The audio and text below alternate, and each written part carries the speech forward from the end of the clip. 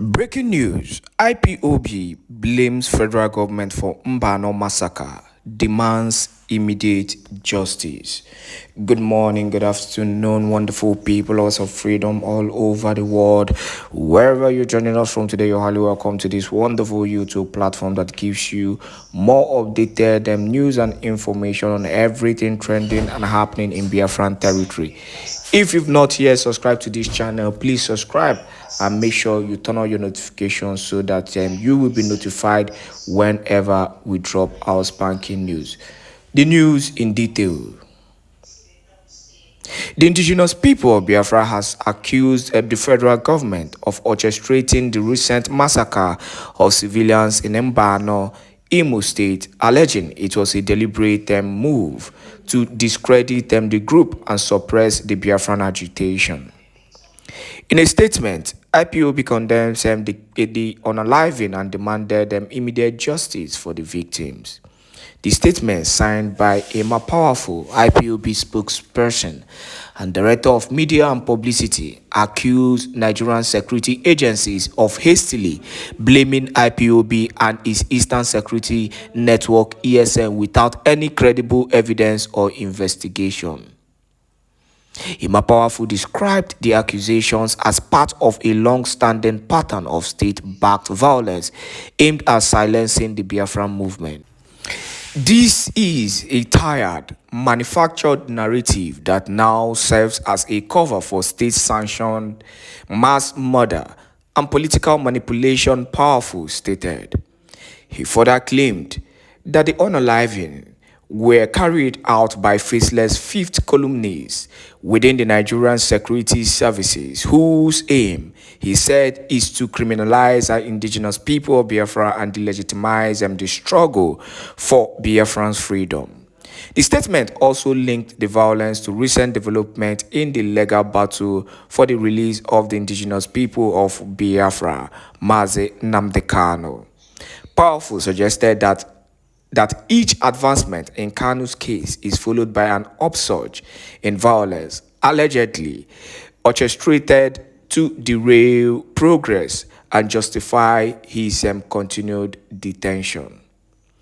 Each time the legal argument for the release of our leader gained momentum, the Nigerian state resorts to violence and bloodshed in the southeastern part of the country.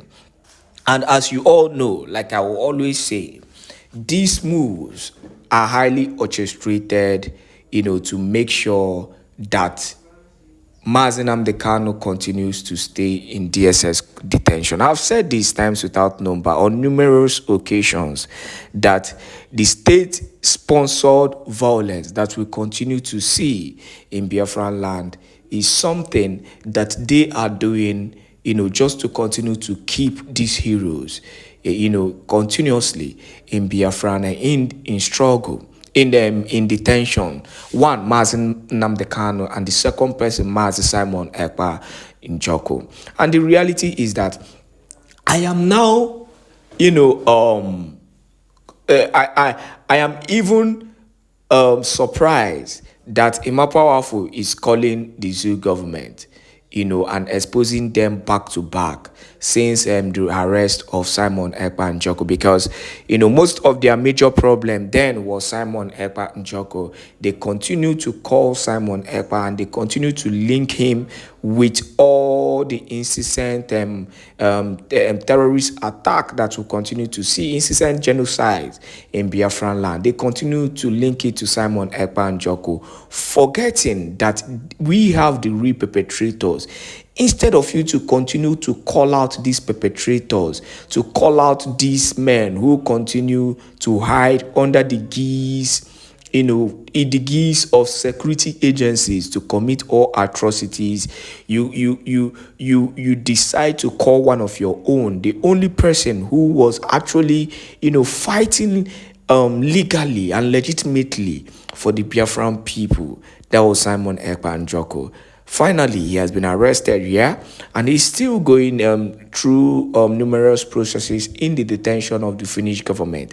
Now, the same genocide the same murder is happening in Biafraland, and yet when they do it, they call your security agency, which is the Eastern Security Network, because right from the onset of this whole thing, they've always had their ways, they've always had their plans right from the onset of the whole thing, and that is why they will continue to call Eastern Security Network and other group that is agitating for the freedom of their people.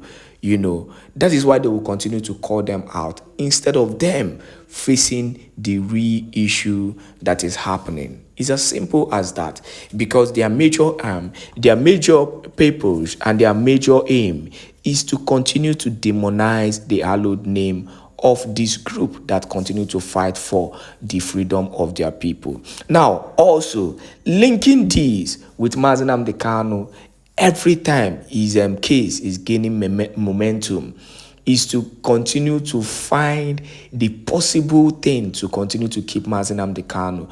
Do not forget that these are the same people who have, been using all kind of, pretense and all kind of things to continue to hold an innocent man who only fought for the freedom of his people. Now, let us go into other issues happening and trending in Biafraland, because something very, very unusual, or will I use the word usual, because it's becoming a norm in Imo State currently, and that is the issue of the terrorist attack that we've been experiencing in some parts of Imo State. Remember, there was an incident that I posted, that was in the morning hours of today on my channel. You can check the video where, there was a lot of crazy massacres, in Arindu Zog, that has actually resulted, to the unaliving of Biafrans in Arindu Zog local government area of Imo State. And this has actually brought about so many issues, so many reactions also on who are the perpetrators and who are responsible for this attack. Now, still on the issue of insecurity, government hold Imo resident hostage in a prolonged attack. Now, and this is coming from Vanguard News. According to Vanguard News, which was shared on X, Umulako, Nigerian name, before dawn on July 23rd, the quiet village of Umudibia in Imo State, Ehimembano area, shattered under a barrage of gunfire. Unidentified gunmen stormed the community at 5:30 a.m. Their bullets tearing through the morning mist, forcing terrified families to cower indoors. For hours, sporadic gunfire echoed, trapping residents in a nightmare of fear and uncertainty, as reported by local sources. And this has actually been the ordeal of Imo residents in some parts of Imo State. Though no issue of any attack has actually come between Owerri and other part of Imo State, but you see Okigwe, Arindu Zog is a new one, and some other part, Ehimembano, and some other parts of Imo State have been experiencing callous murder and high level of carnage. High level of carnage. When I mean high level of carnage, a serious one, the type that we've not been seeing in Biafraland for a very long time. And the big question that has so many people have been asking is who are the perpetrators of this act? Who are the ones orchestrating this heinous crime? Because the Eastern Security Network is exposing the police and blaming them for this irresponsible carnage in Biafraland. Why the police have been pointing out the Eastern Security Network without any evidence. But the unfortunate thing is that, when there's a saying that when two elephants fight, then the grass will definitely suffer.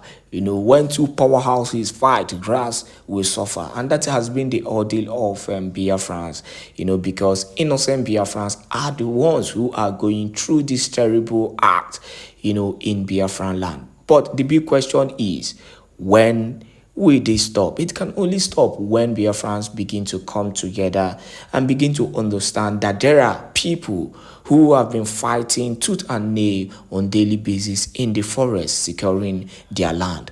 Until we start recognizing these people and start them doing the needful, then it's a pity that this carnage, this high level of carnage, might actually continue in Biafraland. On that note, I want to thank you once again for joining us on this wonderful YouTube channel. Please do not forget to do the needful by sharing our videos to as many groups and platforms as possible. God bless you.